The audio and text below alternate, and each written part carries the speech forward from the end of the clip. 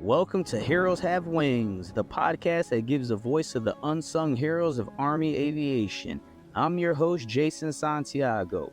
For the Army aviators, crew chiefs, and flight medics who put it all on the line in the heat of battle, this is their opportunity to share untold stories of courage, sacrifice, and unbreakable will. From their beginnings to the battlefield, you hear about their hardships, the moments of doubt, and how they overcame impossible odds to save lives. These warriors didn't just fight for survival, they put others above themselves, embodying the true spirit of heroism and selfless service. Ladies and gentlemen, welcome to Heroes Have Wings.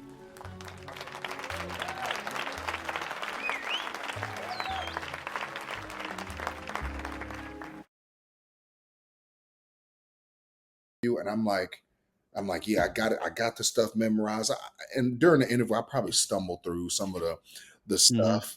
And they told me that they put the pressure on me even more so because they said we were going to close these interviews yesterday, but you came up and you were so eager that we figured we'd give you a shot.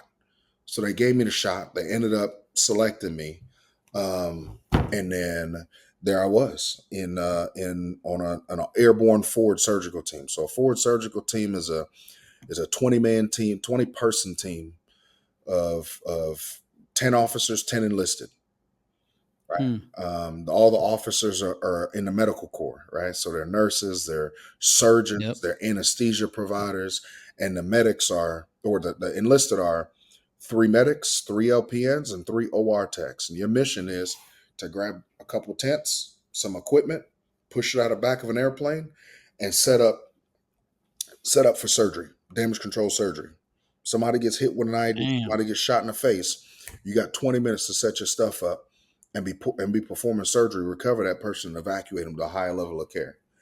Oh, by the way, now you're on jump status on top of it. So that was the mission. Couple weeks. I mean, it was a couple weeks because we came back in November. I think that happened around December. In January, they sent me to airborne school.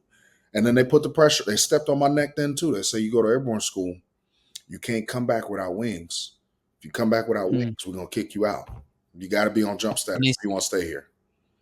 They sent you to Fort Benning again, right? Back to Fort Benning for jump school. Couple weeks. How'd you feel going back? It was nothing. I mean, I went to basic and I never left my little basic compound. So now you go over to the airborne side and it's like, what is this?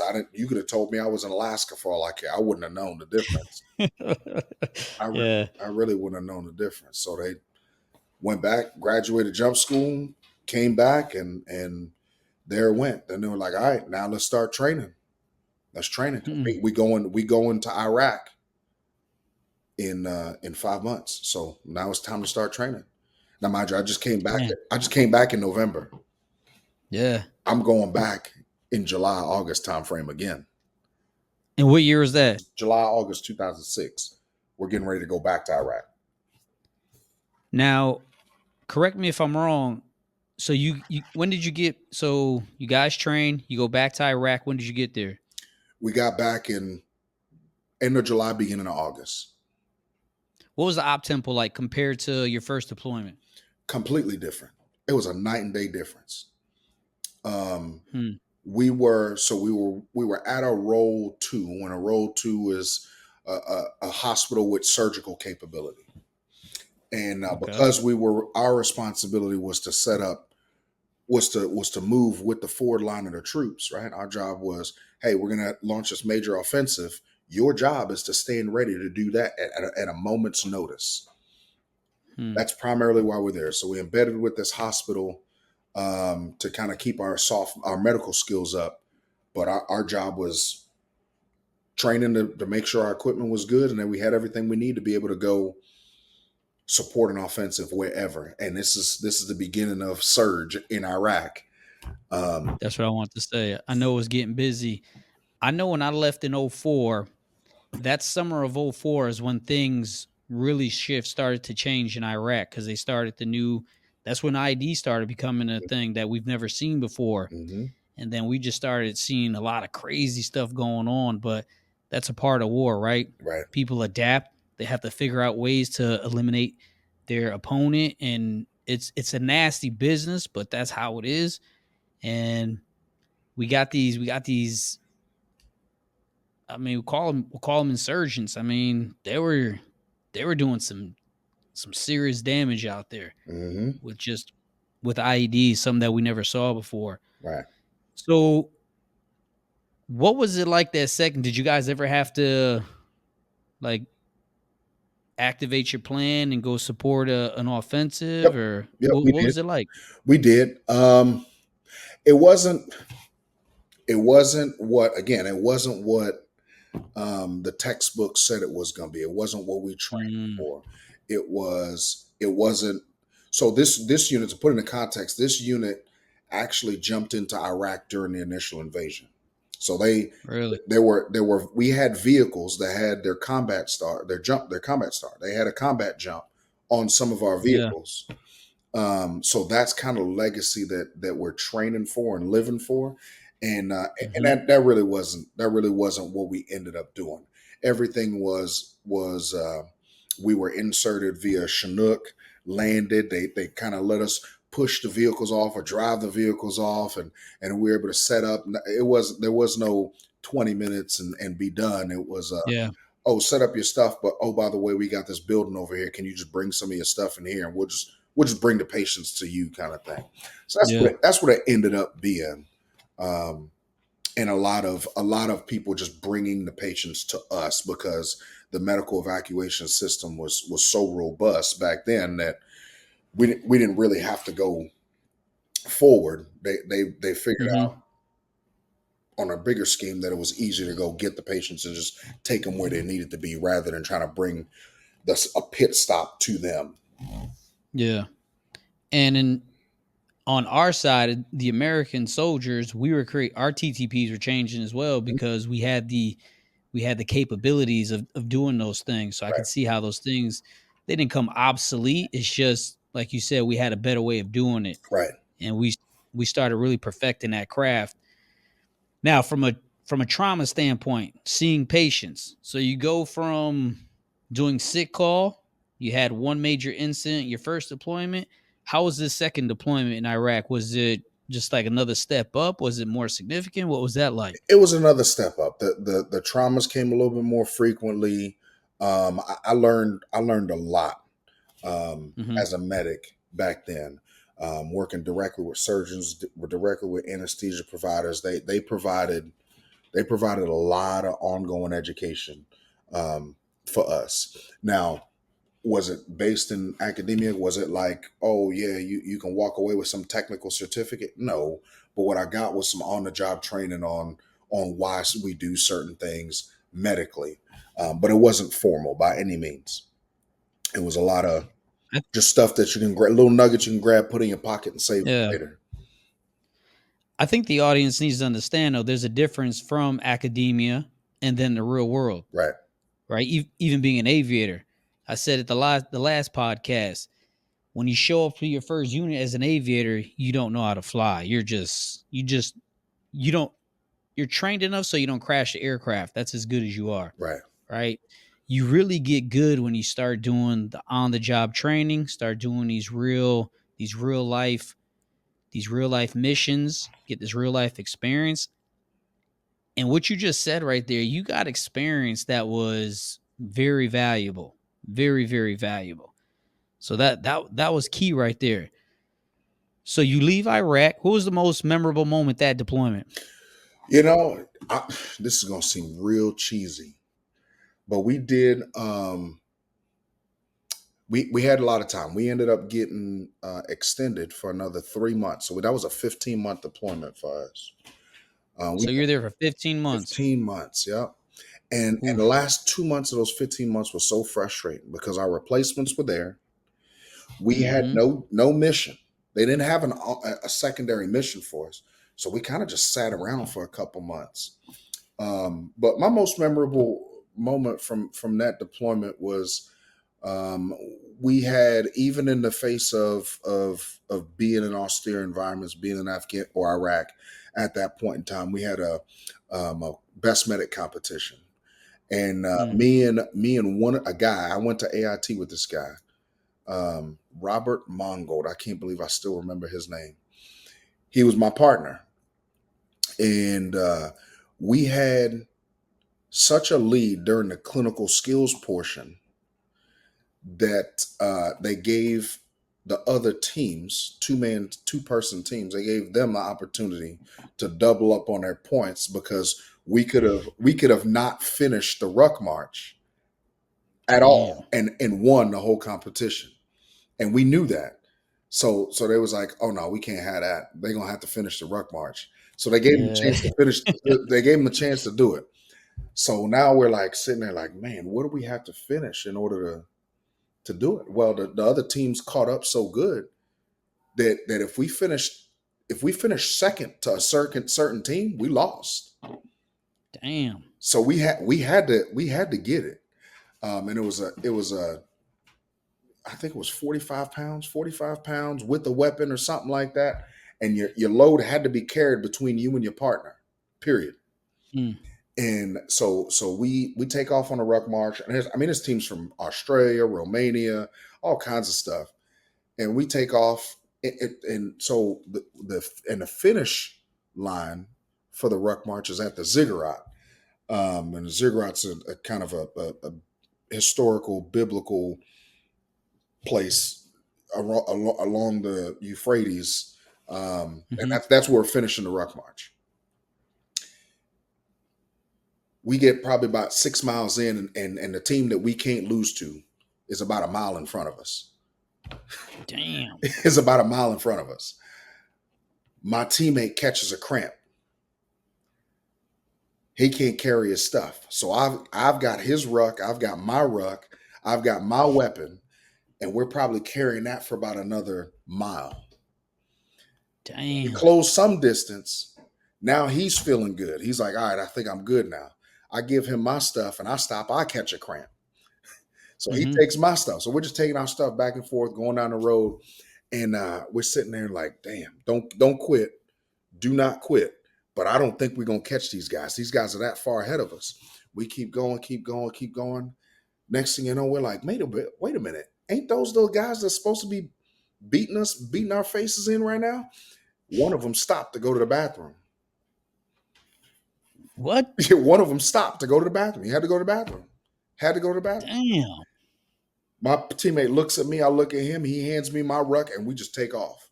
And we just run the last mile and a half of the whole thing, and end up beating them. And they ended up sending us for winning. They send us on like a 4-day retreat to like Qatar or something like that, for Wow. winning.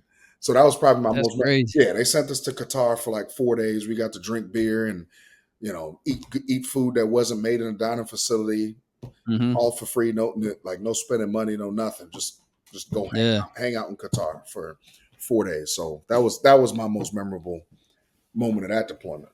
Doesn't really sound like a deployment, but Yeah. What what life lesson you got from that?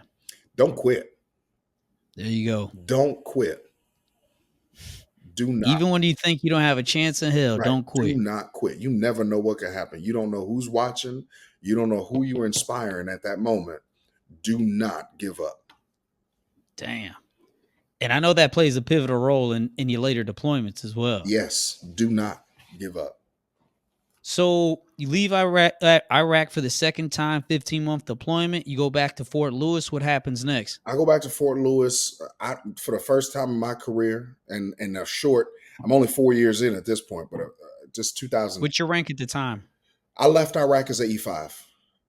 Okay, perfect. Yeah, I left Okay. Iraq as an E5. So in 2000, I spent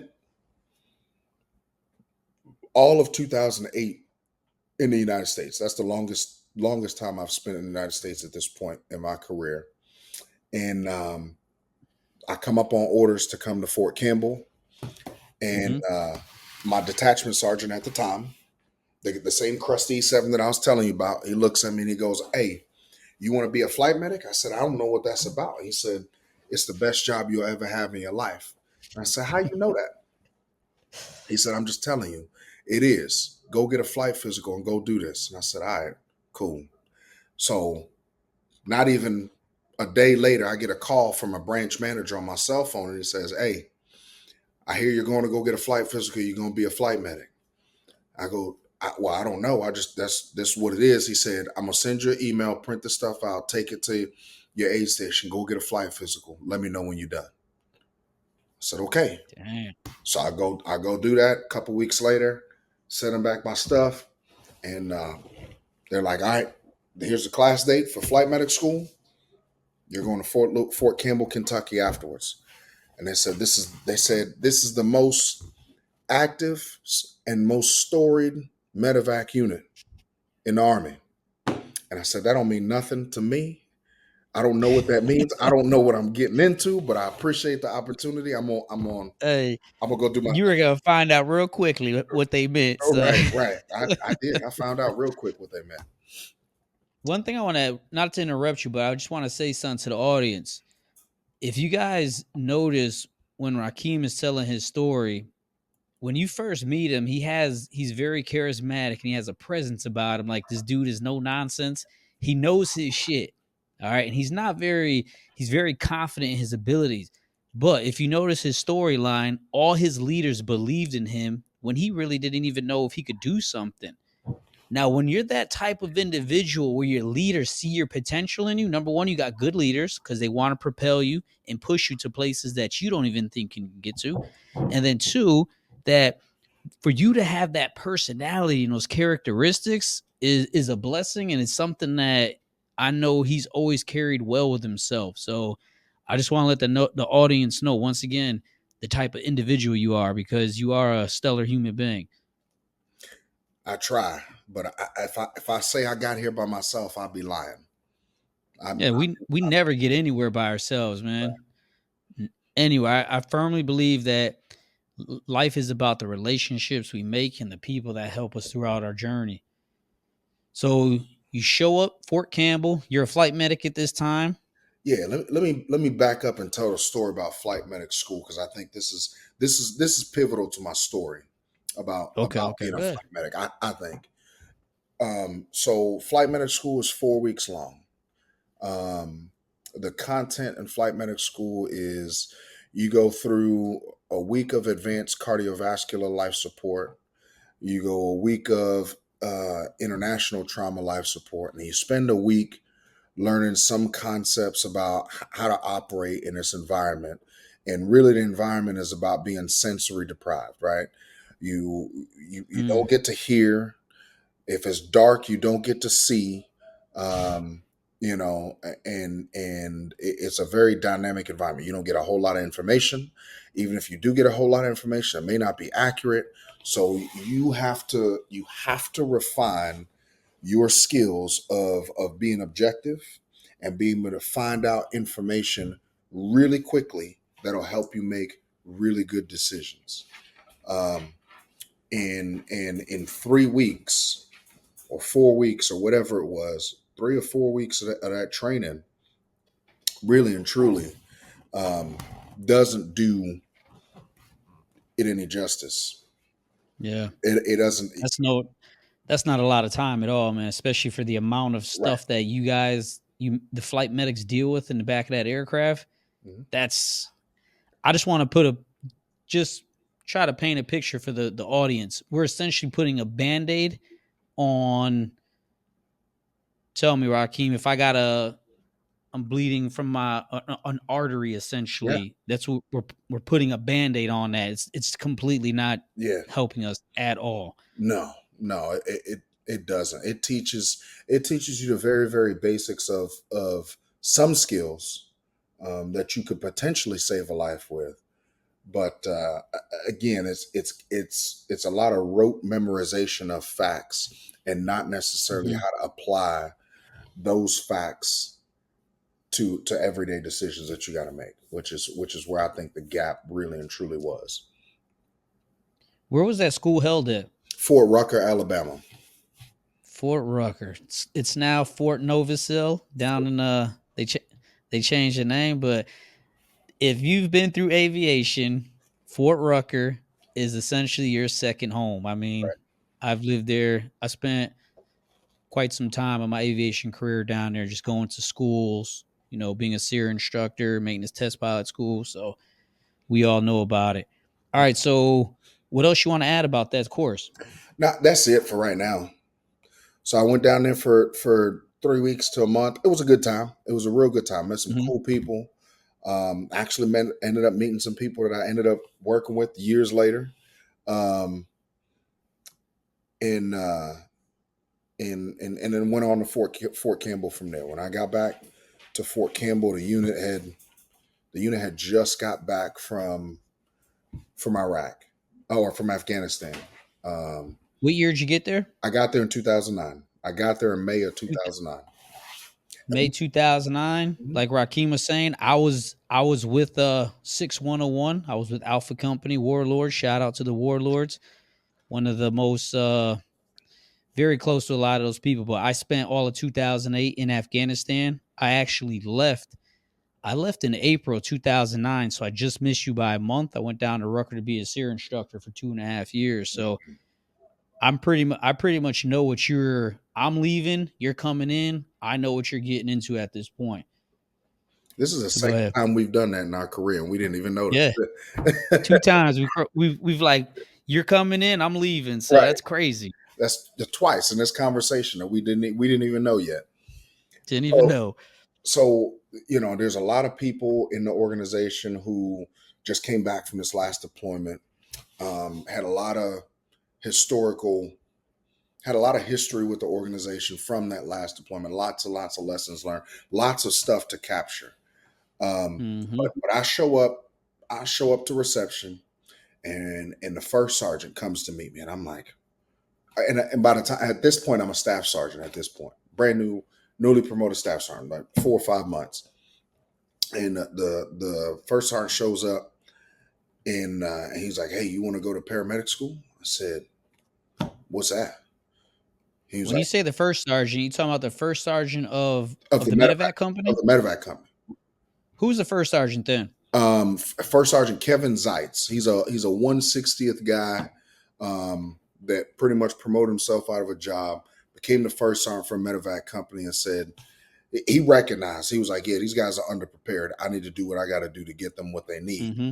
So he partnered with a local college to get their instructors to come here and essentially do a hybrid paramedic course. Now, paramedic course in the civilian world is about 2 years of college, and he got them to Damn. come in and give all of the didactic information in a span of 3 months, and then turn around and we do the clinicals over the next 4 to 6 months.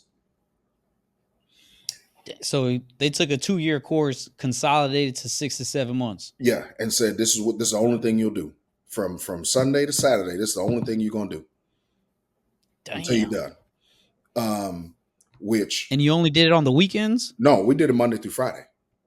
Okay, okay, okay. We did it Monday. We did it all days of the week. Okay. So he came to me, and asked that, and I said, if that's what you want me to do, I'll do it. Let's go. So I showed up. I was probably 2 or 3 weeks behind everybody else. Um, didn't have a textbook, didn't have anything. Damn. They sat in class and they talking about stuff, and I'm like, I don't even know what half of these words mean. And the other guys in the class looking even more lost than I am, and I'm like, okay, I don't feel so bad. And they got books, so they finally Yeah. give me a book, and they finally get me a book, and I spend, my gosh, probably the next month and a half literally rewriting a textbook to catch myself up to where everybody else is.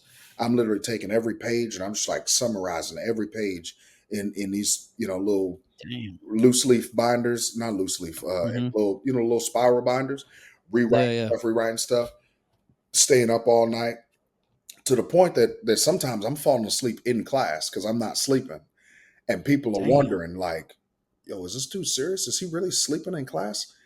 And then when the Hmm. test scores come out, they're like, "How did this dude pass? Like, this is craziness. How does he pass? He sleeps in class." Um, Yeah. so we did that, and we had to do like, I don't know, like 1,000 hours on an ambulance in the community. So we partnered with the Damn. local EMS here, and I probably did. 3 straight months, right? 4 or 5 days a week, 12 to 24-hour shifts with the local EMS, running calls, learning stuff, going through stuff. And then we had to do the same thing in the hospital. So the hospital that I'm working at now, back in 2009, I went up there and I probably spent another 3 or 4 months in that hospital, 4 or 5 days a week, 12-hour shifts. We spent time in the ICU, we spent time in the ER, we spent time in the operating room, getting skills and doing procedures. And we had to do all that. So by the time December came, we was all, well, I don't know about we was all. I was done. I don't know what everybody else was doing. I was busy minding my business. I was done Yeah. with what I needed to do, and ready to sit for boards. Damn. And that whole time I'm sitting there thinking, we have medics right now that didn't take advantage of this opportunity, that had to take it, that had the opportunity. And I'm also sitting there thinking, we got medics that are coming that didn't get to take advantage of this opportunity. If I learned nothing else from this opportunity, is Mm-hmm. I had no idea what I didn't know. And all I learned was that there's so much more that I don't know that I just can't stop. I cannot stop. Damn. I walked away from that course guilty of thinking, man, they almost sent me into war without any of this information. I probably retained 40% of this information from the class. And if Mm-hmm. I'm going to do right by my brothers and sisters, I've got to take my nose and bury them in those books and continue to work, because this is not it. Damn. This is not it. Damn. I didn't know, just so the audience knows, I'm an aviator. I did not know that course was that extensive, man.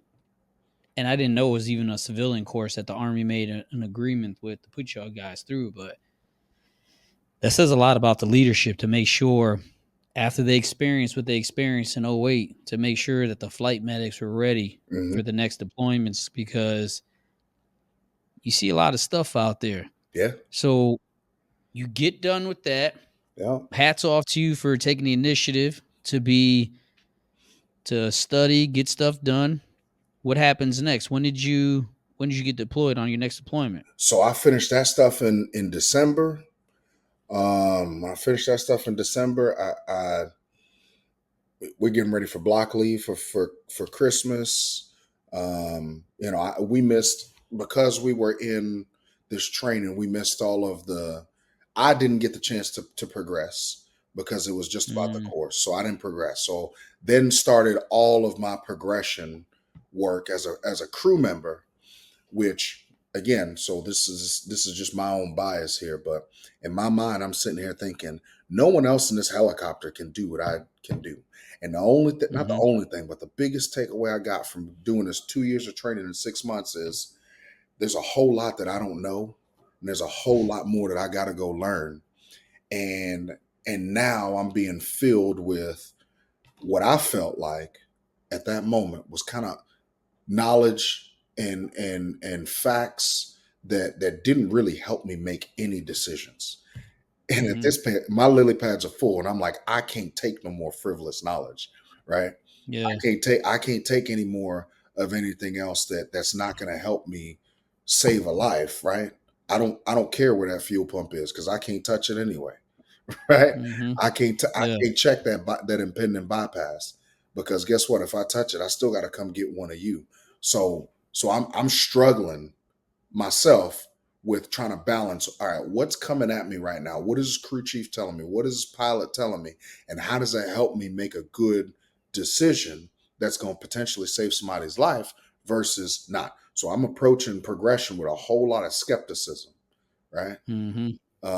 Yes, I get the hoist thing. Yes, I'm paying attention. I got that. That sells itself, right? The crew member portion of airspace surveillance, obstacle avoidance, and positive communication and things like that.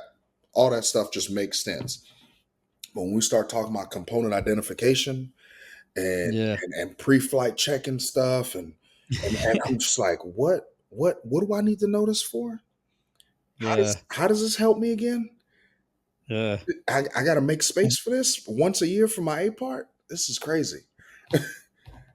And for the audience, we are a aviation centric podcast. We've talked about it before. RO progression, readiness level 1, 2, 3. The flight medics, they do have to become RO 1, 2 to be combat flight medics to be get ready to go serve the mission. And it's like Rahkeem said, you just got to learn how to. Now he learned all that information, all that knowledge as a paramedic. Now he has to translate that and just move into the aviation world and how he's going to operate in the back of a Black Hawk and deal with. Now he has to put IVs in with a vibrating helicopter, and it's a lot of noise. If you ain't never been in the back of a Black Hawk, it is a lot of noise, very intimidating. It's just a lot going on. Now we add in dust landings, enemy in the area. There's a lot of shit going on, Mm-hmm. and there ain't a lot of time to make decisions. Right. You're just flowing. So the flight mech's got to do the same thing the crews do, just not as extensive. But I do agree with Rahkeem. I mean, he's pretty much an SME, a subject matter expert in his area. So there's some things he did have to know, like he said, uh, airspace surveillance, being an active crew member. But even when we have a patient in the back of the aircraft, he's pretty much not a part of the crew anymore. He's dealing with the patient. I mean, because he has a lot going on back there. So I do understand what you're saying, but you know how it is in the Army, right? We Yeah. got to do certain things that we don't like to do. Just keep it going. Right. That was definitely one of them things that I was just sitting here like, no, man, you can't make this make sense to me. I'm gonna do it, but you can't make this make sense to me. I'm not gonna not Yeah. say something when I have the opportunity. This doesn't help me make a decision. And that just was what it was. So I finished up my progression probably within the first 2 weeks of being in Afghanistan. We deployed. Mm-hmm. I finished up my progression. I'm on the duty schedule, and So, real quick, what year did you deploy? Where did you go? so this was 2010, and we were in RC South, or Regional Command South, which is Kandahar. We had a platoon up in Wolverine. We had a platoon up in Tarin Kowt, and then the rest of the company was in Kandahar, and we had operational control of Camp Dwyer, which is out Mm-hmm. west, which is near the Sangin River Valley, which is probably the deadliest place in Afghanistan at the time. Mm-hmm. That transitions to the Arghandab a little bit later that year. Yeah. But yes, both of those are well within our area of responsibility, and we've got essentially 2.5 platoons rotating through 5 or 6 platoons worth of work at Mm-hmm. that point. So yeah, I think I finish up my progression, and then they send me out to Dwyer for 3 or 4 weeks or something like that, with a couple different crews, which again it was a lot of learning real quick. The audience, I want you guys to see how his escalation of experience and trauma is just with every deployment, it's just increasing and increasing and increasing. So we go to aid station, you go to a Ford, Surgical what team. is it again? Ford surgical team. Now you're a flight medic in one of the most historically decorated flight medic companies in the Army. Mm-hmm. So what was that? A lack of turns. What was a culture shock for you when you show up to Afghanistan in RC South, a very very busy place at the time? What was that like? That was like trying to enter college when you just graduated middle school. That's what it felt like, Dang, right? dang, It was like, hold up now. yeah. I just went into French class, into advanced AP French, and I'm still trying to learn my ABCs. So just hold on with me for just 1 second, if you don't mind. And then somebody says, no, we're not holding on. Mm-hmm. You better get ready and stay ready, because it's just gonna keep coming. And that's exactly what it was like. So um, it was nothing to to end up seeing, double, triple amputees. It was nothing to end up seeing 4 or 5 casualties at a time. It was nothing, right? And having to take care of that by yourself uh, Hmm. was one that puts you at a disadvantage. You only got 2 hands on the equipment that you have, so that's rough, right? To try to prioritize tasks in that moment. And to add to that, at best, you'd probably have a crew chief that could help you, but no medical experience. At most, he probably could hit the bag, maybe some chest compressions, Right. maybe. But that's when you have, like Rahkeem said, when you have 2 or 3 patients. If you have 2 patients back there, and we're talking about one has a gunshot wound, another one's an amputee, there's a lot of shit going on. Once again, I want to remind you, you're in a Black Hawk. It may be at night. We're flying very fast. There's a lot of stuff going on, and for him to conduct himself, it's him and the other medics. It just says a lot about these human beings and how impressive they are. At So what point did you realize, like, oh shit, this is not I ain't in summer camp no more. This is the real deal. This is like the Super Bowl of. So I will say this. So there was a core group of folks that really and truly kind of got along, right? Some Mhm, of us had been through paramedic school. Some of us were just EMT basics. Some of us had flight med experience. Some of us did not have flight medic experience. I was probably the guy right in the middle of all of it, right? Because all the other mhm, guys that went through paramedic school all had flight medic experience. They had all deployed already. mm, They came back from that last deployment. I was the lone ranger of new guy.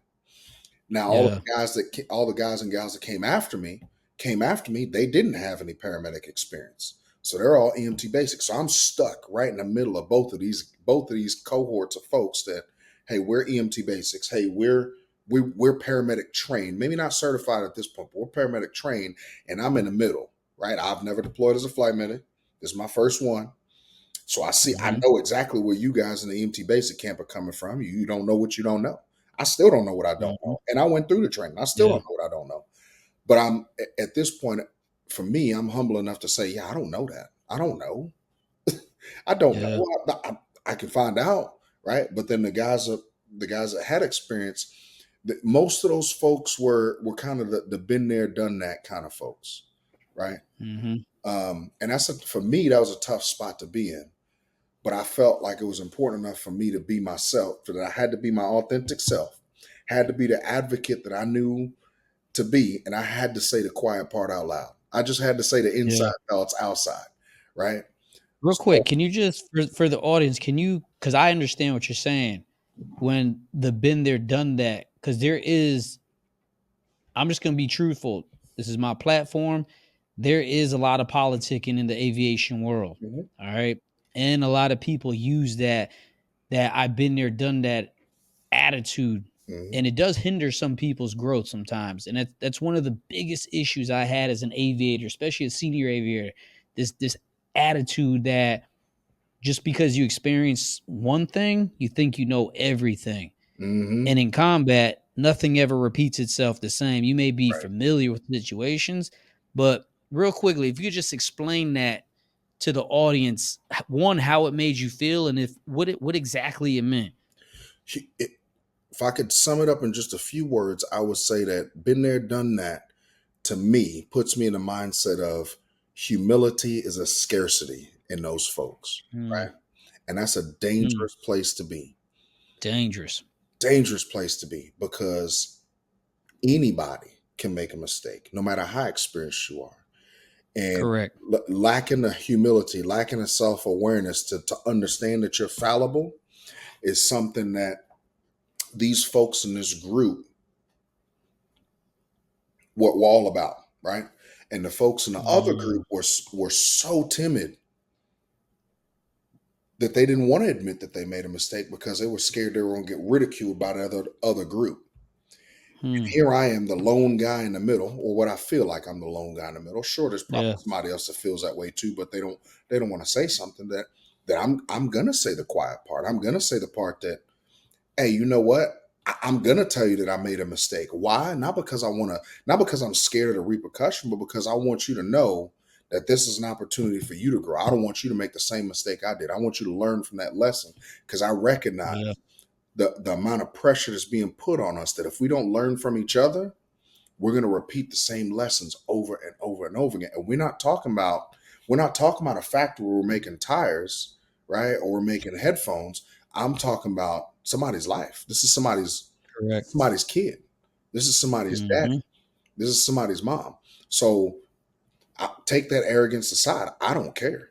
I don't care how many hours you got. Hmm. I don't care how many deployments you got. I'm going to tell you that I made a mistake. I'm going to tell you when I figure out that there's something that probably needs to be done better. Or I'm going to say, maybe I'm just a dummy and I missed this part, and I need somebody else to come on board and say, hey, remember when we put this piece of equipment right here? That's what it was here for. And I can be like, Yeah. damn, I didn't remember that, but now I'll never forget it. I appreciate you. But that just wasn't the environment we was in, Hmm. right? Mix the aviation guys, the guys that you talked about, right? With Yep. with the group A folks that been there, done that. With the folks that are like, I can't let them know that I'm not confident, because I'll never go back out to the hot spot. I'll never go back out to the cool spot. I'll never be the guy that gets the award. I'll never be the guy that they call on when they need them. So I can't admit that, right? And here I am in the middle of the, I don't care. I don't care Yeah. what you think of me. I just want everybody to go home. Yeah. Dan, I think you brought up something very important. I think that and I'm not, once again, I want the audience to know we're not saying it's like this everywhere and it's not all inclusive. We're just talking about some situations that we experience, because I experienced the same thing. Two things that were dangerous about that. One, it caused complacency, because one, they thought they knew everything, Hmm. right? And we all know in the army, complacency kills. And two, it creates a very toxic environment, because the people that you're supposed to look up to that have this experience, they give off a demeanor and it can't and this very pompous attitude, like, don't ask me, or don't question or challenge me. And it shuts down the lower experience, and the people that want to show up and they're all big-eyed and happy to learn. It shuts them down and intimidates them a lot. And that's something, even aviators dealt with that, man. It was something it was very aggravating. Very aggravating. I've dealt with it from aviators. I've dealt with it Damn. with aviators, right? Mhm. One of my most vivid memories of like, because I was always like, yeah, I'm of the mindset I'm not too good to make a mistake. I'm not too Yeah. good to help somebody else out if I see them struggling with something, right? And we put on top of the pressures that we have to perform. Now, one of the pressures that we have to perform is the fact that we have a zero fail mission. Zero fail. Correct. If we say no, nobody's coming. Nobody else is coming. If you call the Nobody. medevac, and we say no, there's no other call. There's nobody else coming. So we got to do it. That's pressure, right? And I, to add to that, Raheem, in the event we do say no, we have higher echelons still pushing and mhm, pressuring us to say yes, even when the aviators, the crew, a lot of people feel like, hey, this may not be the right thing for us to be doing, but let's do it anyways. And once again, I'm not shitting on anything. We're just talking about the right, realities of what happens, especially in combat zones. We always like to push, see how far we could push things. right. And I'm all about it. I'm all about going Yeah. to help the next man. But sometimes some stuff just don't make sense. I mean, I look back at some Hmm. of the decisions that we made, and I'm just like, there's no way I would repeat that decision today in these Hmm. conditions. There's no way. But back then, oh, not a second thought. I'm like, let's go. Troops in contact. Yeah. Let's go. Yeah. Somebody will sort it out. It'll get worked out by the time we get there. Don't worry about it. Hmm. Um, so yeah, I just, you take the pressure to perform of knowing that no one else is coming, right? The stakes are, if I when I show up, someone's life is on the line, right? That's pressure. And then Hmm. you take the fact that There's the humble bones are missing in a lot of people's bodies that we have to interact with on a daily basis, and that's what we have to compete with. So we got the pressure of our coworkers, we got the pressure of the mission, we got the pressure of the Mhm. stakes on the other end of the mission, the risk if we don't go. It just puts pressure on people that'll break people in the simplest of moments.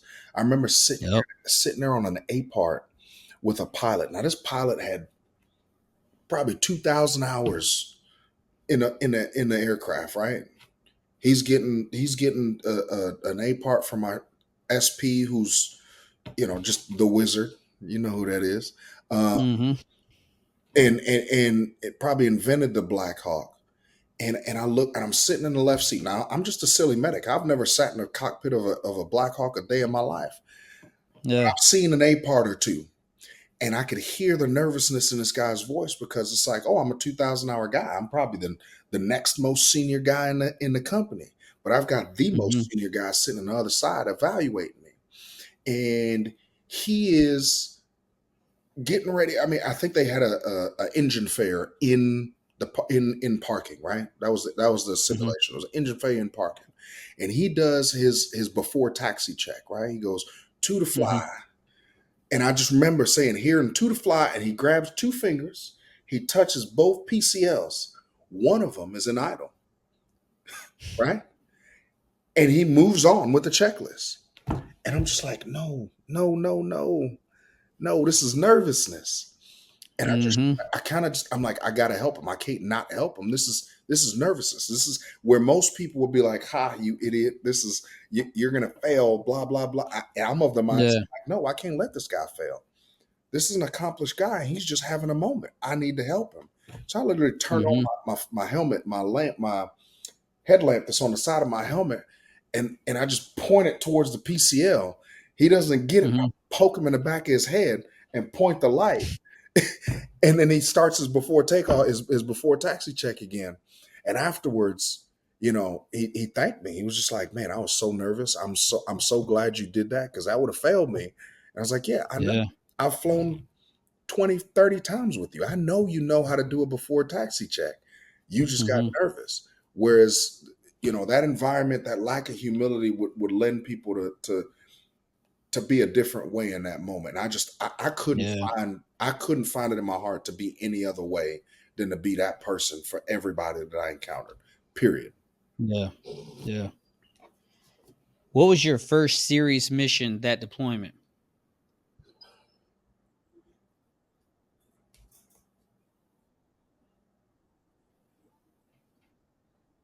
My first serious mission at the point, want to call home after the end of it. Let me think. It was probably it's probably in Dwyer. And I was flying with a couple folks that I had built a rapport with. And at that point we had gotten kind of smart about the fact that we probably needed more than one medic in an aircraft. Mhm. And actually, this one, yeah, it made me want to call home, but it was fun. It was also funny too. We had these waddies for irrigation systems, and Mhm. and they're probably 7 to 10 foot wide. You can't really, if you step in them, you get swept away by the current, but you could jump over them, maybe. And it's a dual medevac aircraft mission, and a chase bird. And we landed on the near side of the wadi. The patients are in the road. So we land there. Aircraft realizes, oh, the patients are over there. I'm going to pick up and I'm going to take off. They took off without me. So I'm sitting on the other side of this wadi, and I'm like a caged animal walking up and down, like making fingers at the pilots. They're laughing because they're like, you got to jump across the wadi, and I Mhm. get ready to jump across this wadi, but I'm like, there's no way I can't jump across this. I've got a spot that's like 4 foot wide. I can't get a running start to jump. So I just started shedding gear. Took my helmet off, took my radio off, took my ammo off, like throwing guns across the run the thing, and I get ready to jump. I jump, These two Marines are on the other side, and they grab me, and I almost pull both of them in. I'm not a little guy by any means, Yeah, you're not. and I've got some gear on me on top of it. I damn near pull these two guys in head first with me, but we make it to the top, and we get these two Marines. One of the Marines, I don't know, missing a leg or something. The other one, probably the same thing. We throw them in my aircraft, and we take off, and we get to going, and look down at one of the Marines as I'm assessing them, and one of them, he grabs me by the Alcy gear. He yells in my ear. He said, "Hey, how's my stuff?" I said, "Man, you good? You gonna make it? We're all right. You got a tourniquet on? We good?" He goes, "No, man, my stuff." I said, "What stuff? What are you talking about?" He's like, "My my my my stuff, my manhood. Is it still there?" I said, "Yeah, man, it's still there." He said, "All right, cool. I'm good. Let me live." And I said, "What?"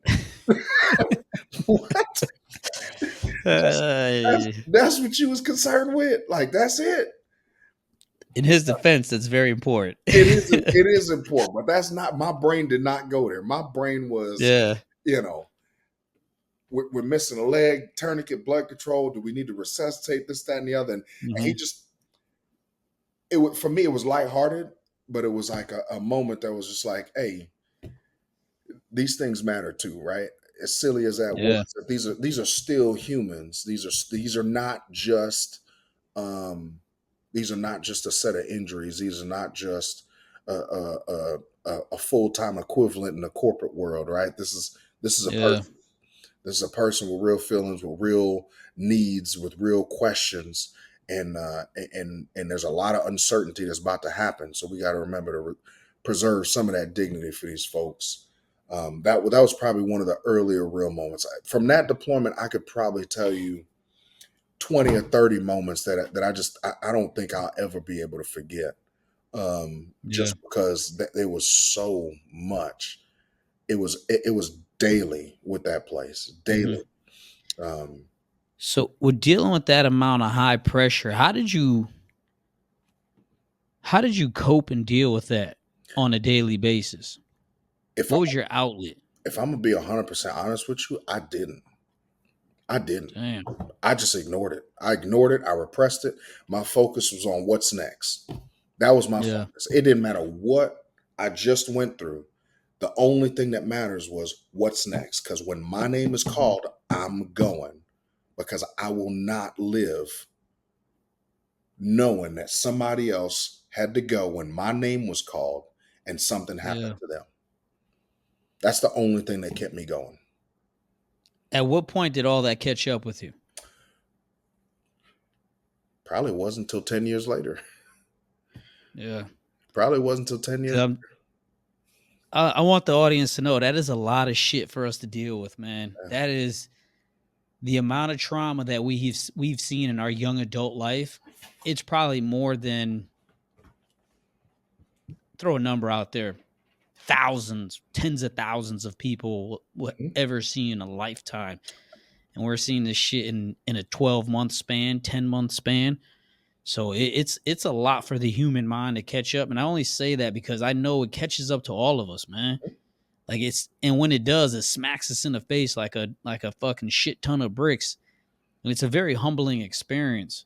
It is. And it's life changing too. Hmm. And And sometimes, one thing I want sometimes to not point, for good. yeah, definitely not for good. One thing I want to point out too with that story is it is amazing how people deal with when the Marine asked about his junk. It's amazing. That's another component of being in shock, right? Hmm. Just you say some of the craziest stuff, but at that time, it's what's most important to an individual. And it's crazy seeing people, respond that way. So you're in RC South. What was with all your how many deployments you've had? Up to this point, Well, that was number 3, that right? was number 3. I had 5 total. How many? 5. Where did that one rate in all 5? That one was probably number 1. Number 1? That was number Okay. 1. What was your most What was the biggest takeaway? Two-part question here. What was your memorable mission? That's one. And two, what is your biggest takeaway out of that deployment? So I don't have one most memorable. There is probably about 3 days on that deployment that to this day, when that day comes, um, it's a different day for me of the year. Yeah. One is July 7th. July 7th, we launch on a mission, troops in contact. Not very good information, not a whole lot of information, which was usual. But that's all we know. One casualty, troops in contact. Real quick, Rock, for the audience, because that's something I noticed. A lot of civilians talk about 9-line, and I always, because they have those shirts out, right? And I've walked up to civilians and I've asked them, "Hey, do you even know what a 9-line is?" And a lot of them don't know what it is, Mm-hmm. and they don't know. I mean, they're not in the military, right? Right. So I explained to them what it is. But if you could just really, first off, just run through, if you remember. I don't want to put you on a spot, okay? But just, if you can remember what a 9-line is, just run through it real quick. But I want everybody to know, when we get a Cat Alpha, we only get certain parts of that 9-line. Yep. All right. There's certain things that are omitted. And I think even in Afghanistan, there's some things that they just took completely out. It's a sort of 9-line is named after, it's a 9-line medevac request, and there's 9 lines to it. What you're talking about, when you get a Cat Alpha, requirements to launch, you only need about the first 5 lines, which is Correct. Where you're going, what you're talking to them on, what's the frequency, how many people you coming to get, do you need any special equipment, and then the number of patients. I think it is. I'm cheating. I'm not gonna lie to you. I've got a Go ahead. medevac request in I front of me, and it says think line. one of them is go ahead. I don't want to interrupt you. Go ahead. Oh, you good? So line 1 is location of the pickup site. 2 is a radio frequency call sign and the suffix. The line 3 is the number of patients by precedence. Mm-hmm. Number 4 is special equipment. Line 5 is the number of patients by type. So ambulatory or litter. And then the precedence in line 3 is whether they're Cat Alphas, meaning that if you don't do something real quick, something bad's going to happen to them. The Cat Bravo is, you got 4 hours. Cat Charlie is 24 hours. And can you just tell the audience what the golden hour is for us? The golden hour is this period in time after the injury where where, in theory, based on medical literature, that if you get to that, if that casualty gets to the resource that it needs to save its life within that first 60 minutes, the chances of them surviving are the greatest. So we plan a lot of our interventions based on that golden hour, based on how can we stretch that hour as much as we can to make sure that we can have an impact on this patient's life. And just so the audience knows, add that to the repertoire of all the other stuff that's going on. Now we have to meet this hour requirement, because if we don't, generals are calling commanders and they're going to start asking why. So this is 2 things we always had to do. We had to meet the 7 minutes, all right, taking off in 7 minutes, and we had to meet that hour requirement. If we didn't, people were not going to be happy. So just add that onto our plate as well, of all the other stuff that's going on. All the pressure. Yeah. So this day, they're letting us know, hey, we got 1 casualty. The enemy is still here. We're still actively engaging them. When we get overhead, we can hear the gunfight. And we obviously can't land in the middle of the gunfight in between the 2 of them, right? Because that just leaves us in a bad spot. We can't evacuate anybody if we're taking fire. So we land on the far side, and that leaves me to go running towards the gunfight to go figure out what's going on with the casualty to get them back. So as I go running towards the gunfight, this sound I'll never ever forget. I just hear this, and I'm like, "What is that?" I'm like, "Holy shit, those are bullets." That's a bullet. And as I run and I find the patient, I'm like, "Is that him?" They said yes. They said he's ready. Let's go. I said, "Then let's go." I take off back to the helicopter. And I'm hearing them, and I'm hearing the sounds again and again and again.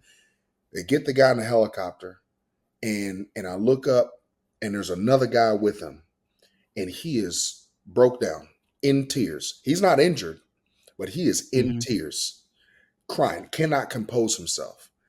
And the rest of the guys are looking at me, and I just grab him by his body arm and I pull him into the helicopter. I said, "Get in here. This guy is not going to help you. He is Yeah, done. he was combat Yeah, ineffective at he that is time. done. Right? Damn. This is over with. Get him in the helicopter right now." He gets in the helicopter. We take off, and my crew chief picks up his M4 as we're taking off, and he empties about 2 mags as we're taking off, and I'm just in that moment. I'm just sitting there like, did I just run through a gunfight to be another casualty? To go get 2 casualties? Like, this math is not mathing. Why did I just do that? And why would I do it again? Knowing in my head, yes, if they call me back in 10 minutes, I'm gonna do it again. Yeah. But I'm just like, why did I do that? That doesn't make any sense in my head, right? How many people can I help if I'm hurt? None. Correct. None. But I made that decision without hesitation. That was I one of those moments. I don't know why you did it, but are you okay if I just say why I think you did it? Go ahead. I think you said it earlier. No one else is coming, Right. right? And in the back of your mind, I know I did a lot of the crazy shit I did while I was deployed. I knew in the back of my mind that when my number was called, I wouldn't be able to live with myself if these people died on my watch. Mhm. Right. And it's something that I can't even explain to myself, but it's, I don't know what it is either, but I know when it comes to the military and we were in combat, I think we have this, we know in the back of our mind, it's all we got is each other. Mhm. If I don't make every attempt to go get these Marines or these soldiers, these guys potentially would never see their family again. And I'm not okay with that. Right. All right. And that's why this is why flight medics are my heroes. I tell everybody this to the day I die. You guys are my heroes. Because for me to watch you guys get off an aircraft with complete disregard for yourself to save a human, and the only thing that connects you to that human being is the fact that he's an American, is something that the American public needs to know about and they need to learn about, because that what makes us the greatest nation in the world is that you have people like you and I that are willing to do it, put ourselves in harm's way, lose everything we have just to give another person another moment of life and a minute of life. And that shit is deep, Mhm. very, very deep. Yeah, it is. I could tell you about 10 or 15 other moments, but another moment um, was December 12th. So we showed up to this deployment in March. I was the last person to take leave. When I asked, "Hey, when do you want to take leave?" I said, "I want to go. I want to be the absolute last person. When I go, I want to know that everybody else has had their chance. That's it. Mm-hmm. I don't want to be the last person." And so it's the morning of December 12th. I am coming off duty, at 7 o'clock, 7:15, whatever time it is. It's probably 5:45. Radio cracks, and they call for essentially every aircraft that we have in the area.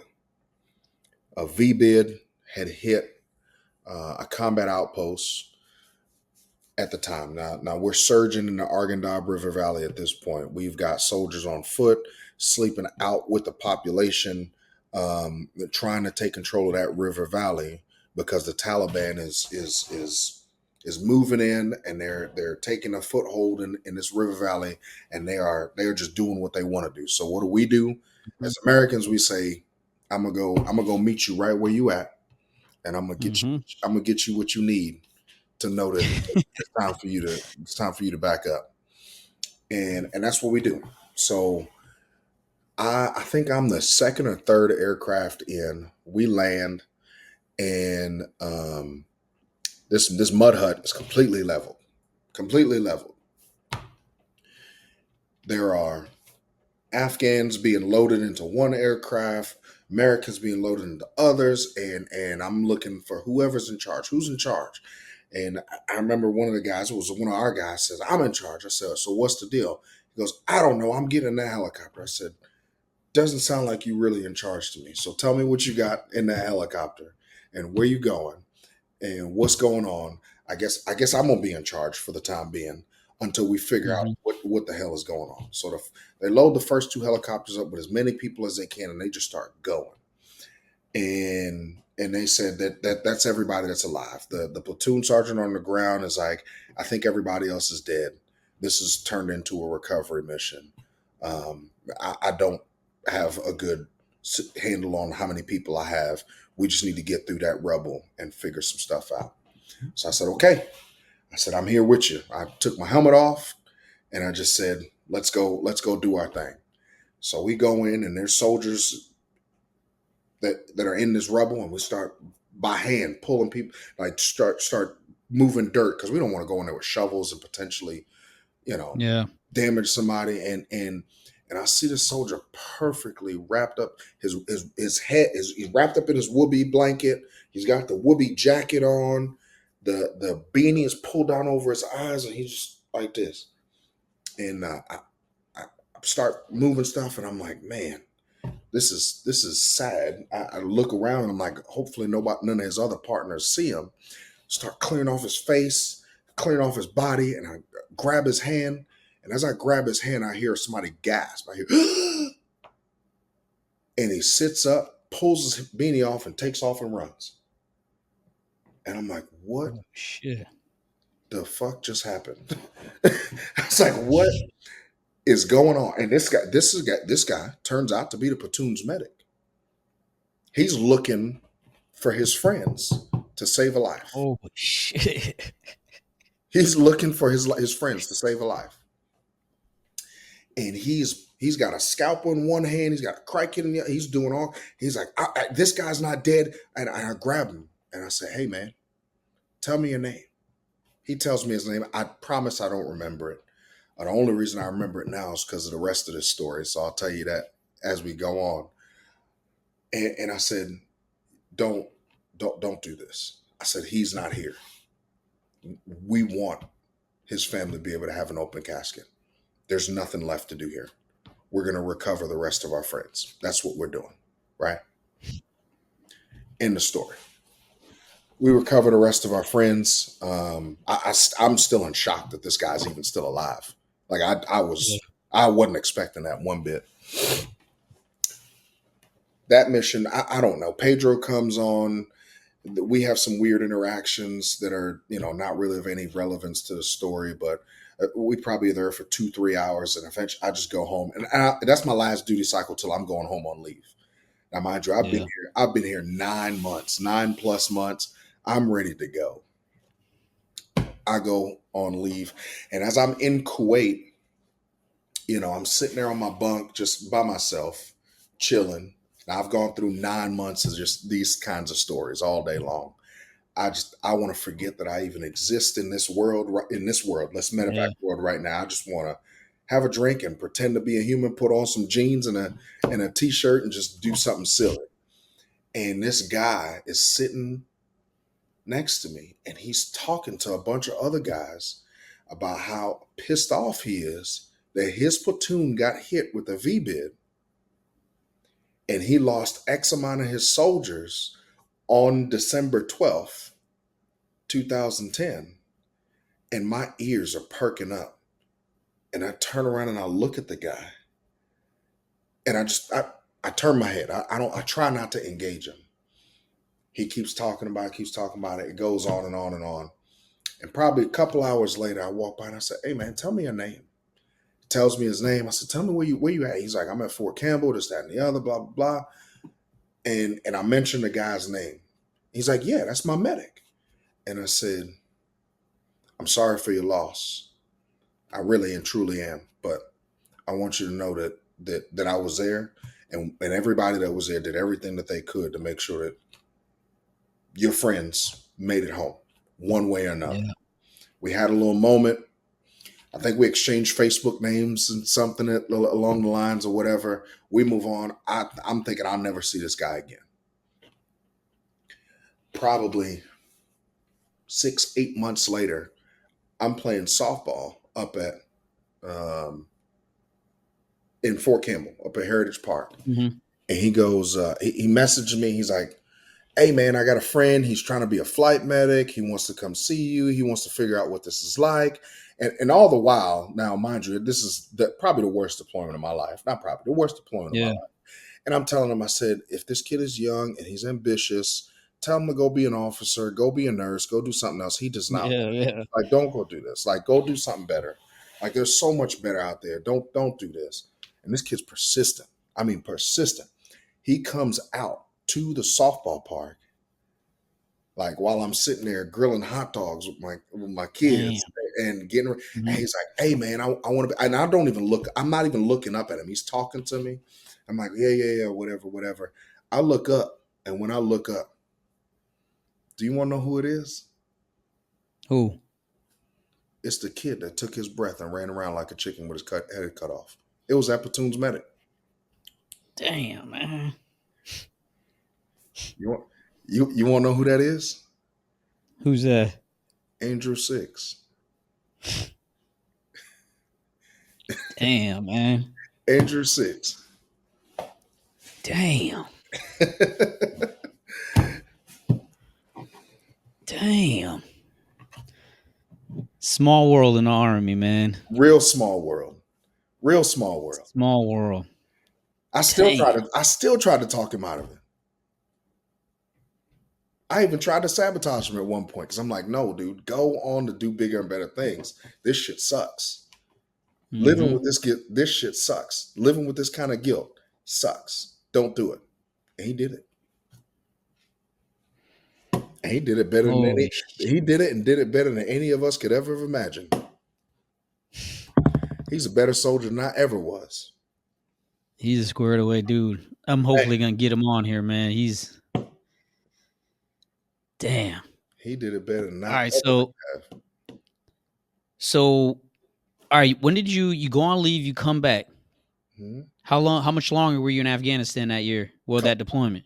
Couple months. I think when I came back from leave, it was people are trying to de-escalate things. It's the winter months, so the fighting's not as bad. So they're just like, "All right, Rahkeem, you go," or Sergeant Francis, go. You go be on duty. Go over there. Get away from us. Just stay on duty until we right seat, left seat, and then you can go home. And that probably was the best thing for me because mentally I wasn't there. Yeah, I wasn't there. I was in a looking back. How important is it? Do you think we got young soldiers listening right now? How important do you think it is to take time to decompress a little bit? It is vitally important. This was a time in service where if you needed mental health resources, you were perceived to be weak and ineffective. Yep. Right? Come on. So you could not, if you were that person, guess what? You couldn't do your job no more. And then that makes it so much harder for all of the things that you're already guilty for, right? The things that you're like, I can't say no because if somebody else has got to go, then they going in my spot. They got to share my workload. Why can I not get help and continue to work at the same time? Right? No, that wasn't possible. So that's what it was back then. And today, that's not a sign of weakness. That's a sign of strength. Yeah. Raising your hand and saying, "Hey, I need a hand," right? Being empathetic to somebody that has that has that feeling, that's a sign of strength. That's a sign Yeah. of great character. Um, Today, that wasn't what it was back then. Yeah, that wasn't. I think our generation, man, and the generations before us, especially the Vietnam era guys, we got it beat in our head just to deal with shit. Right. Deal with shit. Deal with shit. And now I want the audience to understand like what we're talking about here. Doing one deployment is tough. Okay. Now, doing multiple deployments and constantly being told like one, you can't share something because it will be a sign of weakness back then, and that shit just piling up on you, that shit eats you up like a fucking it eats a lot of people up. Hmm. I will say that. So did you notice you're different when you came home after that deployment? Absolutely. Absolutely. So I remember being on that deployment thinking, I'm not going to make it home. I have to be okay with that, right? I'm not going to make it home. And I was okay with that. That takes you to a different headspace, mhm. right? At the I time, think I that's only had something one that kid, but he was in a good spot. He had my parents, which are my parents, yeah, right? So he had yeah, my parents. So I'm like, you know what? He's in a good spot. If this is what it is, if this is the end, then you know what? I I went out with a bang. I went out doing yeah. what I was supposed to be doing. How old are you at the time? 23. 23. I want the audience to understand this. 23. This man is dealing with like unimaginable trauma. And it's just not I want you guys to think about this. Think of the worst city in America, okay? That deals with well, I'm not even gonna say a name because I don't have stats in front of me and I don't want to misspeak. Pick one of the most violent cities in America. All right. And they're dealing with a decent amount of trauma. Okay. To the civilian standard, it's a lot. Now you take this young man, he's 23, and times that shit at least by 20 every day, multiple times a day, multiple people. I mean, that shit is a lot. And then on top of that, we don't have no way to decompress. We don't have no way to to get help. It's go spend a moment by yourself, come back. We got the next mission coming up. If that was the case, because sometimes it's your ass is going back out there to get another one. And I Right. want to make sure we are not complaining. I'm just letting the public know the amount of stuff that we're dealing with. Okay. Right. So that shit does catch up with us after a minute. And being 23, come on now. I'm not even gonna say like with the 23-year-old nowadays what they could deal with and what they can't deal with. But that right there, I know that ain't it right there. They can't deal with that shit. I know that much. That was different. I don't know that I could deal with it if I had to go through it right now. Shit. I don't know either, man. I really don't know. So you get back, okay? I get You know back. you're a Mm-hmm. changed man. Mm-hmm. How soon is it that you get back? You stay at Fort Campbell, right? Yeah, I stay. I don't go anywhere else. I stay at Fort Campbell the rest of my career. All right, so Fort Campbell, pretty much the last place you go. For everybody else, Fort Campbell was my last place as well. All right. So you get back. When did you get back? What year? We got back in 2011, March of 2011. And then what happens next? Get back in March of 2011. We do the change of command, all that other stuff. I didn't have the best relationship with the commander back then.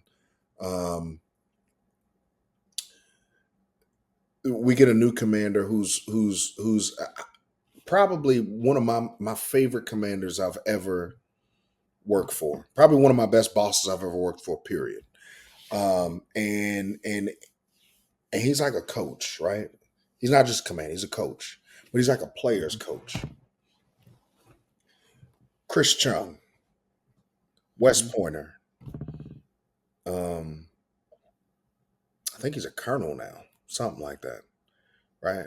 But anyway, that we end up in this having this relationship where we can kind of really be honest with each other, right? We kind of understand each other a whole lot better than me and the previous commander did.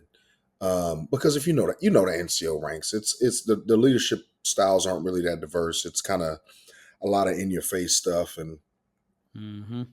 that's not that doesn't resonate with me personally very well. I understand it, but it's not what motivates me. I'm not You don't have to yell at me to tell me tell me to do what you need to do. Like Correct. I'm gonna respect you, but just by virtue of who you are in the rank.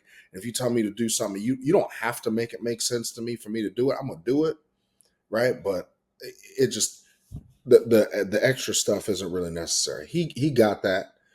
He understood that, and he actually took the time to kind of understand me and what my purpose was. And we kind of had some deep conversations about the fact that we're going on another deployment, Oh yeah. right? We're going on another deployment. The minute we get back, we know we're going on another one. And I'm like, at the time, Major Chung, we're going on another one. I'm not going anywhere. I know what's going to happen. I've seen it happen before. Half of these dudes are going to leave right now. Mm-hmm. And by the time it's all said and done, when we get ready to roll out the door, we're going to have 70% new medics. So we're going to have to learn some of the same lessons all over again. Now, mind you, I came in the door as the new guy thinking, damn, this wasn't enough. Now I went on a deployment, and I'm like, that damn sure wasn't enough. And it fucked me up, right? Mm-hmm. I don't want, I've watched it screw with a lot of younger kids than me. I don't want Yeah. that for the next generation. So whatever you need me to do, I'm going to do it. But no, the reason I'm going to do it is not because of you. The reason I'm going to do it is because of them. Yeah. Right? I'm going to do it. Whatever you need me to do, I'm going to do it. And I'm going to do it because it's the right thing to do. But I'm going to do it because I don't want them to end up like me. I know that I'm a little bit more resilient than most of these other guys. Yeah. I'm not impenetrable, but I'm a little bit more resilient than the rest of these guys, and I want to protect them from being where I was, because most people don't walk away from that situation. Correct. Real And, quick, go ahead. that mentality of been there, done that when you first got there. How was it now that after you got back from that deployment, and now you're For being me, you're being looked at as a leader, yeah. experienced medic. You've literally been there, done that.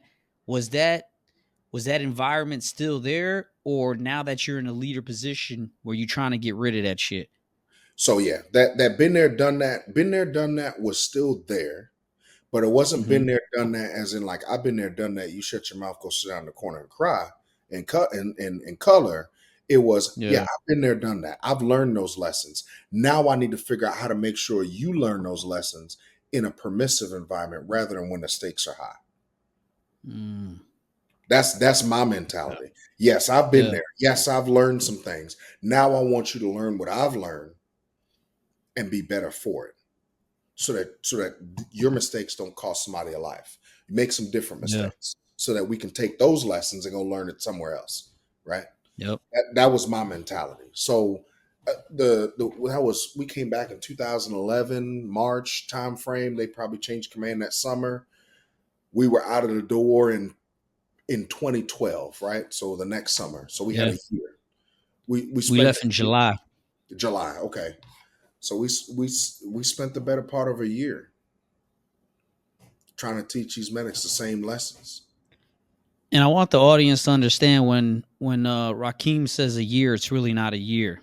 All right, because it's more like maybe 8 months, because we have other training that we have to do as an aviation unit. We have to go to HATS training in Colorado. Mm-hmm. We have other support things that we have to do out there. So we're maybe at home for 8 to 9 months. In addition to that, we're still providing support to other infantry units for their training. So we do have a lot of, it's not we're at home for a year chilling, not doing shit. It's Right. a year of go, go, go. It's all gas, no brakes, man. If I had to explain it the best way. But go ahead. Yeah, you're 100% right. That 1 year is not really a year at all Hmm. because you're still gone from home, even though you're here in the United States. So we take that year to learn from a lot of those things. I think I might have done a CTC rotation and a HAMETS or a HATS rotation. Gotcha. Definitely did that. Did a HATS, did a CTC rotation. Um, did I do an ALC? No, I don't think I did any leadership training during that time because it was too close to the next deployment. So I ended up getting kicked to the side, kicked to the curb Hmm. when it came to that, which I was fine with. And then we go on the next deployment. Now we're in RC East. Hmm. This deployment we deployed together. Yep. Yeah. That's when Rahkeem and I met. I came back from being a SEER instructor for 2.5 years. That was my way of taking a knee and taking a break from being deployed, because I was in Afghanistan all of '08, and that was a busy ass year for aviation as well. So I just went down. I wanted to do something different. Was a SEER instructor. When I was done with that MTP, I personally asked.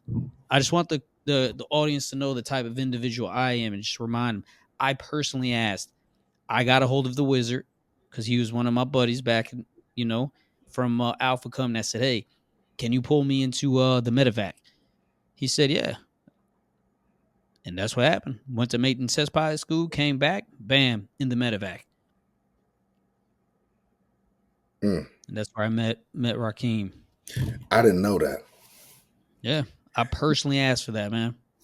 And just so everybody knows the type of dude that Jason is, most aviators don't want to be in a medevac, right? That's not you don't get to plan. You don't get to coordinate. You don't the rehearsal's a lot different, right? There's not a whole lot of control. So from an aviator's perspective, the medevac mission is not what being an aviator about, right? Yep.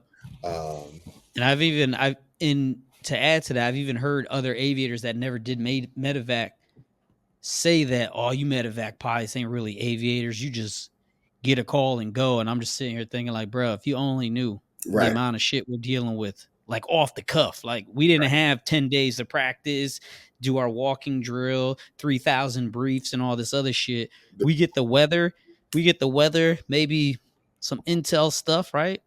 Get a smack on the ass, and hey, you're good to go. That's all we got. Chuck a Gatorade in your chin bubble real quick, and then hope it's all right. Hope it works out. Yeah.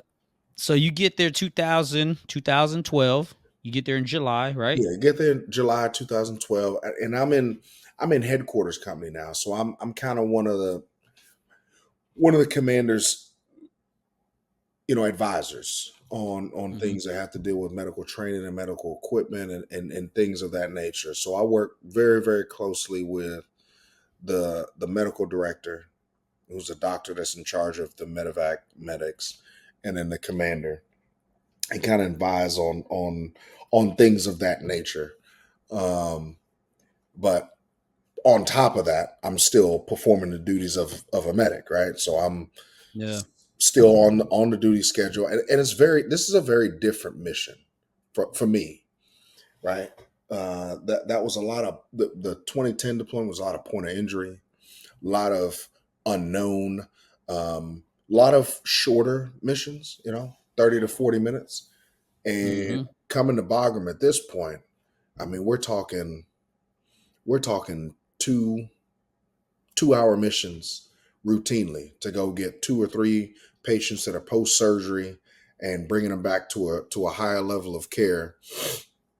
And you're juggling a lot of things that you can't really, they can't tell. Excuse me, they can't tell you. You don't see those things right off the bat. You have to kind of answer a lot of clinical questions. And from the perspective of being a clinician, this is probably the most um, impactful deployment for me Hmm. as a medic. Also of note, during this deployment, I had also already started nursing school. So I Mm. was in nursing school while I was on this deployment. Damn, I didn't know that. Yeah. So I, I, your ass was I didn't tell very many people. you were busy then. Yeah.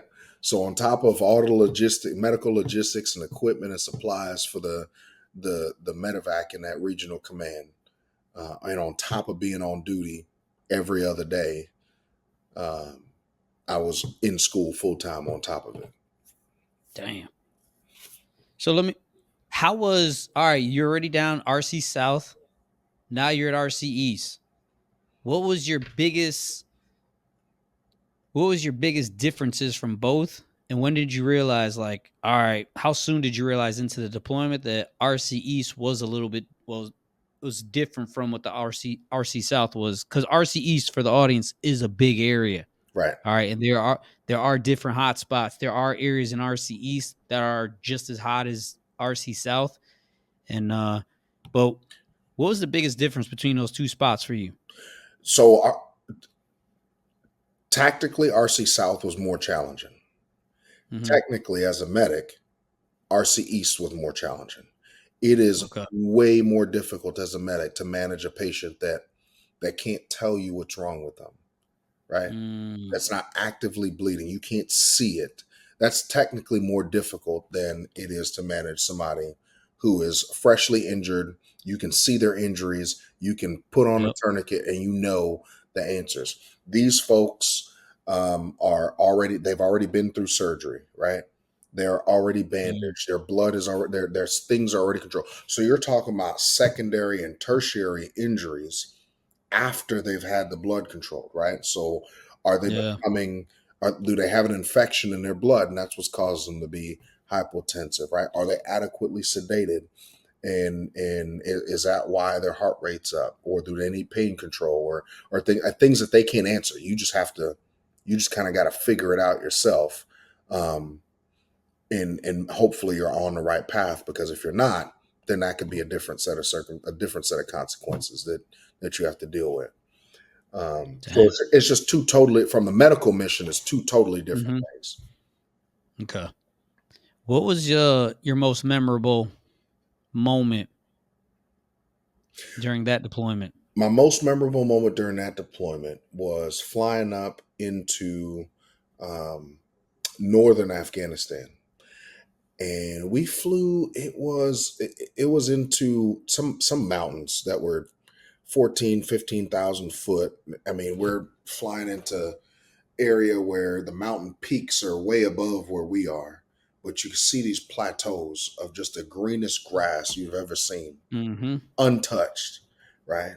You see waterfalls or runoffs down the sides of the mountain, and you can literally look and count the rocks that are in them. It's so clear. We land into this river valley, and it's a village of, I don't know, probably 50, 60 people. Every single one of them are the same height. Every single one of them, Damn. male, female, look like one another. And I stand up, get out the helicopter, get up there towards them, and they're probably a foot and a half shorter than me. Hmm. One of them takes his thumb, licks his finger, rubs my face. The interpreter looks at me and says, "Hey," he asks if you're one of the Soviets. They've never seen a chocolate Soviet. Holy shit. And I said, "This is crazy." I asked them, I said, do they have news? Do they have the radio? Do they have news? What year is it to them? And they literally still think this is the 60s and we're the Soviets. Damn. These people are inbred as inbred can be. They are illiterate as illiterate can be. Um, and it was just mind boggling to me that there's still parts of the world that live this way. No food, no internet, no phones, no radio, right? They Damn. farm, they cultivate their own land, and they have no contact with the outside world, Damn. right? They have never seen a person of color that he thought that this was camouflage or some chocolate to wipe off my face. Holy I was shit. like, man, we are so privileged to live the lives that we live. I think a lot of people don't understand how privileged we really are, especially in America or a well-developed nation, because you Right. can't call them first world, second world, third world anymore. The well-developed nation, like we take a lot of things for granted, man. A lot of things. What was your biggest takeaway from that deployment? My biggest takeaway from that deployment was, for me, two things. One thing was, you know, as a leader, you have a responsibility to develop the next generation, and you cannot shirk that responsibility. That I went into that deployment with that heavy on my mind. It is my Mm, responsibility to develop the next generation of medic, and that's the missing link, right? The deployment before, it was, oh, I've been there, done that, I'm so badass, look at me, yeah. right? And Hmm. I'm the guy in the middle versus the guys that are like, oh shit, they're so badass, I can't tell them I'm not badass, because then they're Hmm. gonna look at me, and nobody's developing anybody in between that. We're just telling a bunch of war stories that are probably fueled with lies and some bullshit. um, Hmm. right? So I the next deployment, I took that as, I have got to take my responsibility to develop the next generation very, very seriously. Um, and then that is my zero fail mission. And I've also got to take this culture of accountability to doing the little things, like writing your run reports and checking your equipment and checking your damn Hmm. expiration dates to your drugs seriously, because those are the little things that are going to matter. Those are the little things that are going to live on with people, to be like, man, if I'd have checked that, would that have happened? No. You don't have to ask that question because you check it every day. I remember you checking that shit every day when I was in Bagram for that short amount of time. Yeah. You were always in that office checking that stuff. So your biggest takeaway for that deployment was more of being a leader and a teacher and building the next generation. Yeah. And then personally, that deployment,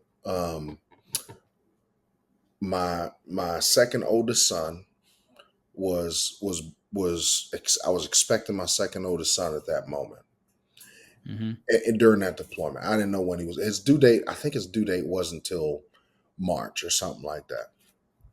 But in the middle of February, my wife at the time, um, fell ill. She Hmm. was complications from the pregnancy, and they ended up having to take, my son, while I was en route, back to the United States. And in that moment, I felt extremely helpless. Here is my wife. Here is my son. I am nowhere near to be found. I'm 7,000 miles away. And the only thing that kept it together was her mom and dad, who were local. Damn. And it reminded me that that life is short, it's sweet, and not to take yourself too seriously in that Mm, moment, right?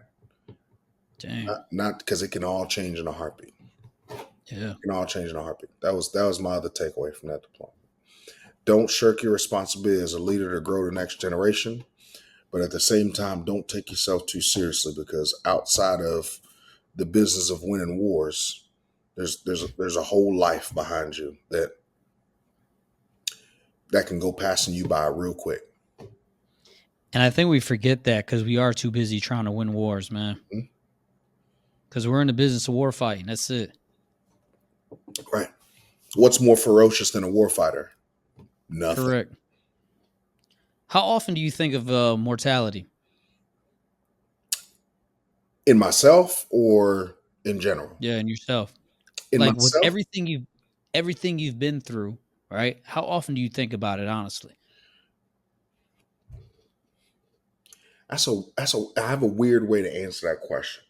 When it comes to as a leader, I think about it every Hmm. day, right? I think of mortality every day because I think, what happens if I get hit by a bus right now?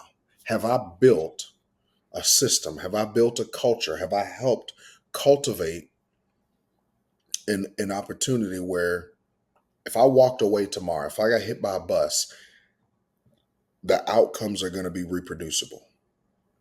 Hmm. And if that answer is no, then I've failed. So in that Hmm. moment, I think about that every day.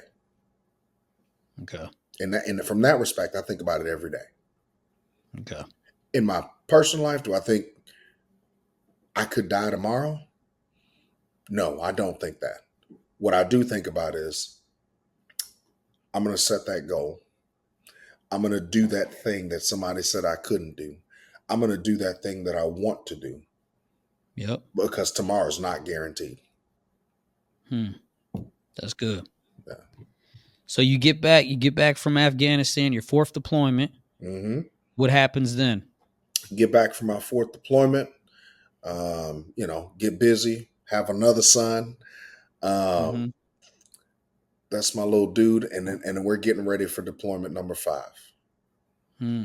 Getting ready for deployment And, number 5. and just for the audience to know, I left the Army at that time.